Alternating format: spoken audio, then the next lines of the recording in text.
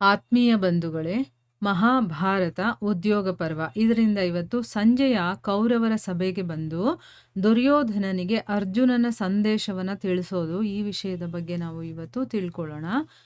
ವೈಶಂಪಾಯನರು ಹೇಳ್ತಾರೆ, ರಾಜನೇ, ಈ ರೀತಿ ಭಗವಂತ ಸನತ್ ಸುಜಾತ ಮತ್ತೆ ಬುದ್ಧಿವಂತ ವಿದುರನ ಜೊತೆ ಮಾತುಕತೆ ಆಡ್ತಾ ರಾಜ ಧೃತರಾಷ್ಟ್ರನಿಗೆ ರಾತ್ರಿ ಇಡೀ ಕಳಿಯತ್ತೆ. ಅಂದ್ರೆ ರಾತ್ರಿ ಎಲ್ಲಾ ಮಾತಾಡ್ತಿರ್ತಾರೆ. ಪ್ರಾತಃ ಕಾಲ ಆಗಿದ ತಕ್ಷಣ ದೇಶ ವಿದೇಶಗಳಿಂದ ಬಂದಂತ ಎಲ್ಲ ರಾಜರು ಮತ್ತೆ ಭೀಷ್ಮ, ದ್ರೋಣ, ಕೃಪ, ಶಲ್ಯ, ಕೃತವರ್ಮ, ಜಯದ್ರಥ, ಅಶ್ವತ್ಥಾಮ, ವಿಕರ್ಣ, ಸೋಮದತ್ತ, ಬಾಹ್ಲಿಕ, ವಿಧುರ ಮತ್ತೆ ಯುಯುತ್ಸು ಮಹಾರಾಜ ಧೃತರಾಷ್ಟ್ರನ ಜೊತೆ ಮತ್ತೆ ದುಶ್ಯಾಸನ, ಚಿತ್ರಸೇನ, ಶಕುನಿ, ದುರ್ಮುಖ, ದುಸ್ಸಹ, ಕರ್ಣ, ಉಲುಕ ಮತ್ತೆ ವಿವಿಂಶತಿ ಕುರು ರಾಜ ದುರ್ಯೋಧನನ ಜೊತೆ ಸಭೆಯೊಳಗಡೆ ಪ್ರವೇಶ ಮಾಡ್ತಾರೆ.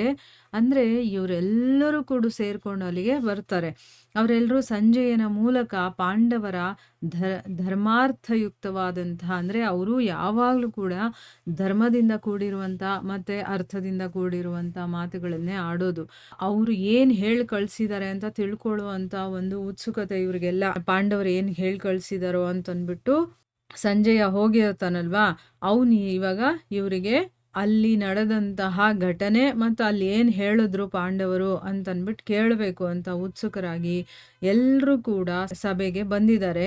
ಆ ಸಭೆಯೊಳಗೆ ಪ್ರವೇಶ ಮಾಡಿದ ತಕ್ಷಣ ಅವರೆಲ್ಲರೂ ಕೂಡ ತಮ್ಮ ತಮ್ಮ ಯೋಗ್ಯತೆಗೆ ಅನುಗುಣವಾದಂಥ ಆಸನದ ಮೇಲೆ ಕೂತ್ಕೊಳ್ತಾರೆ. ಅಷ್ಟರಲ್ಲಿ ದ್ವಾರಪಾಲಕ ಈಗ ಸಂಜೆಯ ಸಭೆಯ ದ್ವಾರಕ್ಕೆ ಬಂದಿರುವಂತಹ ಸೂಚನೆಯನ್ನ ಕೊಡ್ತಾನೆ. ಸಂಜೆಯ ತಕ್ಷಣ ರಥದಿಂದ ಇಳಿದು ಸಭೆಯೊಳಗಡೆ ಬರ್ತಾನೆ ಮತ್ತೆ ಹೇಳ್ತಾನೆ, ಕೌರವ ಗಣರೇ, ನಾನು ಪಾಂಡವರ ಹತ್ತಿರದಿಂದ ಬರ್ತಾ ಇದ್ದೀನಿ.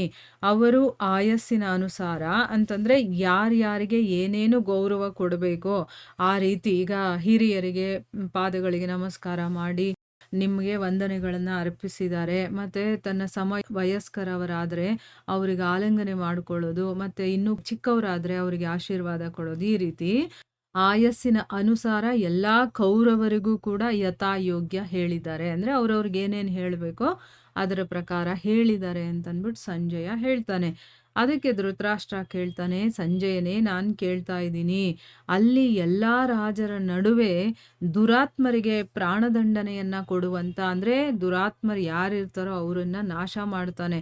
ಯಾರು? ಅರ್ಜುನ. ಅವನು ಏನು ಹೇಳ್ದ ಅಂತಂದ್ಬಿಟ್ಟು ನೋಡಿ, ಬಂದಿದ ತಕ್ಷಣ ಅವ್ರು ಹೇಗಿದ್ದಾರೆ ಏನು ಆ ವಿಷಯವನ್ನ ಕೇಳ್ತಾ ಇಲ್ಲ. ಯಾಕಂದ್ರೆ ಅವನಿಗೀಗ ಭಯ ಬಂದ್ಬಿಟ್ಟಿದೆ ಧೃತರಾಷ್ಟ್ರನಿಗೆ, ಅರ್ಜುನ ನನ್ಗೆ ಸುಮ್ಮನೆ ಬಿಡೋದಿಲ್ಲ ಅಂತಂದ್ಬಿಟ್ಟು. ಅದಕ್ಕೀಗ ದುರಾತ್ಮರು ನಾವು ಅನ್ನೋದು ಅವನು ಗೊತ್ತಿದೆ, ಕೆಟ್ಟದಾಗಿ ನಡ್ಕೊಂಡಿದೀವಿ ಅನ್ನೋದು ಗೊತ್ತಿದೆಯಲ್ವಾ. ಸೊ ಅದಕ್ಕೆ ದುರಾತ್ಮರಿಗೆ ಪ್ರಾಣದಂಡನೆಯನ್ನ ಕೊಡುವಂತ ಅರ್ಜುನ ಏನು ಹೇಳ್ದ ಆ ಸಭೆಯಲ್ಲಿ ಅದನ್ನ ತಿಳಿಸು ಅಂತಂದ್ಬಿಟ್ಟು ಹೇಳ್ತಾನೆ.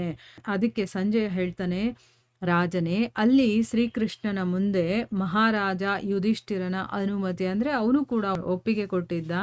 ಸೊ ಅವನ ಒಂದು ಅನುಮತಿಯಿಂದ ಮಹಾತ್ಮ ಅರ್ಜುನ ಯಾವ ಶಬ್ದಗಳನ್ನ ಹೇಳಿದಾನೋ, ಅವನು ಏನ್ ಹೇಳಿದಾನೋ ವರ್ಡ್ ಟು ವರ್ಡ್ ಅದನ್ನ ಯಾರಿಗೆ ಹೇಳು ಅಂತ ಹೇಳಿದಾನೆ ಅಂತಂದ್ರೆ ಕುರುರಾಜ ದುರ್ಯೋಧನ ಅವನು ಕೇಳಿಸ್ಕೊಳ್ಬೇಕು, ಆ ರೀತಿ ಹೇಳ್ಬೇಕು ನೀನು ಅಂತ ಹೇಳಿ ಕಳ್ಸಿದಾನೆ. ಅಂದ್ರೆ ಅರ್ಜುನ ತನ್ನ ಶಬ್ದಗಳನ್ನ ಕುರುರಾಜನಾದ ದುರ್ಯೋಧನ ಕೇಳಿಸ್ಕೊಳ್ಬೇಕು ಅಂತ ಹೇಳಿದ್ದಾರೆ.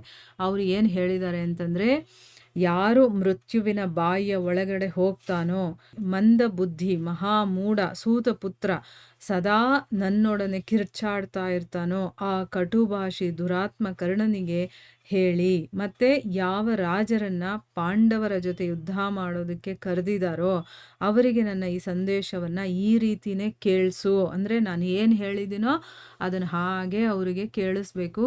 ಇದರಿಂದ ಮಂತ್ರಿಗಳ ಸಹಿತ ರಾಜ ದುರ್ಯೋಧನ ಅದನ್ನ ಪೂರ್ತಿ ಕೇಳಿಸ್ಕೊಳ್ಳಿ ಅಂತಂದ್ಬಿಟ್ಟು ಅವ್ರು ಹೇಳಿದ್ದಾರೆ. ಯಾರು? ಅರ್ಜುನ ಅಂತಂದ್ಬಿಟ್ಟು ಹೇಳ್ತಾ ಇದ್ದಾನೆ.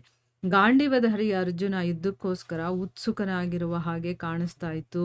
ಅವನ ಕಣ್ಣುಗಳನ್ನ ಕೆಂಪಾಗಿಸ್ಕೊಂಡು ಹೇಳಿದ್ದಾನೆ. ಅಂದ್ರೆ ಅಲ್ಲಿ ಹೇಗಿತ್ತು ವಾತಾವರಣ ಅನ್ನೋದನ್ನು ಕೂಡ ಅವನು ಎಕ್ಸ್ಪ್ಲೇನ್ ಮಾಡ್ತಾ ಇದ್ದಾನೆ. ಅಂದ್ರೆ ಅವನು ಯುದ್ಧಕ್ಕೋಸ್ಕರ ರೆಡಿಯಾಗಿದ್ದಾನೆ ಮತ್ತು ಅವನು ಕಣ್ಣೆಲ್ಲ ಕೆಂಪು ಮಾಡ್ಕೊಂಡು ಈ ಮಾತನ್ನ ಹೇಳಿದಾನೆ ಅಂತ ಇಲ್ಲಿ ಹೇಳ್ತಾ ಇದ್ದಾರೆ. ನೋಡಿ, ಕೌರವರಿಗೆ ಒಂದು ಕಡೆ ಭಯಾನೂ ಇದೆ, ಇಷ್ಟೆಲ್ಲ ನಾವು ಅವ್ರಿಗೆ ಹಿಂಸೆ ಕೊಟ್ಟಿದ್ದೀವಿ. ಇವತ್ತಲ್ಲ ನಾಳೆ ಅವರು ನಮ್ಮ ಮೇಲೆ ಸೇಡು ತೀರಿಸ್ಕೊಳ್ಳೋಕೆ ಬಂದೇ ಬರ್ತಾರೆ ಅನ್ನೋದು ಗೊತ್ತಿದೆ.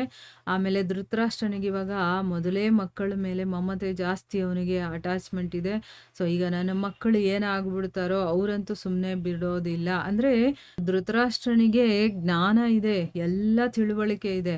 ಆದರೆ ಅವನು ಆ ರೀತಿ ನಡ್ಕೊಳ್ಳೋದಿಲ್ಲ ಅಷ್ಟೇನೆ. ನೋಡಿ, ಧರ್ಮದಿಂದ ನಡ್ಕೊಂಡ್ರೆ ಅವರಿಗೆ ಯಾವತ್ತೂ ಸೋಲಿಲ್ಲ ಅನ್ನೋದು ಗೊತ್ತಿದೆ.